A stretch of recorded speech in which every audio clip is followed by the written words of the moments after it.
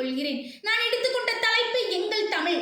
அகத்தியமா முனியின் ஆசைக்கு இணங்கி 49 பாண்டிய மன்னர்களால் ஆதரிக்கப்பட்டு 89 புலவர்களால் ஆராயப்பட்டு 4499 ஆண்டுகளுக்கு முன்பு இருந்து இளமையோடு வலம் வந்து கொண்டிருக்கும் தமிழ் தாயின் திருப்பாதங்களை தொட்டு வணங்குகிறேன். நடுவர் பெருந்தகை அவர்களே, எப்பேற்பட்ட தேசத்தில் தமிழ் திகழ்கிறது என்று தெரியுமா? கையை வீசி நடந்தால் காற்றுக்கு வலிக்குமோ என்று தன் கையை கூட துணிக்குள் மூடி வைத்து நடந்த வள்ளலார் வாழ்ந்த தேசம் இது. பூமிக்கு கூட புண்ணிய உபதேசம் செய்கின்ற புத்தன் பிறந்த தேசம் இது. விலங்குகளுக்கு கூட மருத்துவமனை அமைத்து மருத்துவம் பார்த்த சமணம் பிறந்த தேசம் இது. அப்பேற்பட்ட ஞானிகள் வழி நடத்திய தேசத்தில் காலங்கள் பல மாறினாலும் கண்டங்கள் பல அழிந்தாலும் அழியாத மொழியாக சிறப்புடைய தமிழ் மொழி திகழ்கிறது அல்லவா?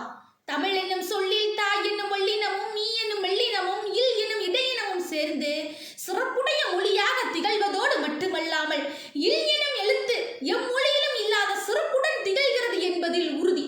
அது மட்டுமில்லை நடுவர் அவர்களே, இயல் இசை நாடகம் என்னும் முத்தமிழாய் வளர்ந்து கன்னி தமிழாய் செந்தமிழாய் பைந்தமிழாய் வண்டமிழாய் வளம் வரும் ஒரே மொழி தமிழ் மொழியாகும்.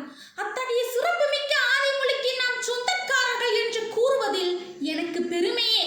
கம்பன், வள்ளுவன், பாரதி, பாரதியார், ஔவை பிராட்டி போன்ற புலவர்கள் மறைந்தாலும் நம்முடன் வாழ்ந்து கொண்டுதான் இருக்கிறார்கள். எப்படி என்று கேட்கின்றீர்களா?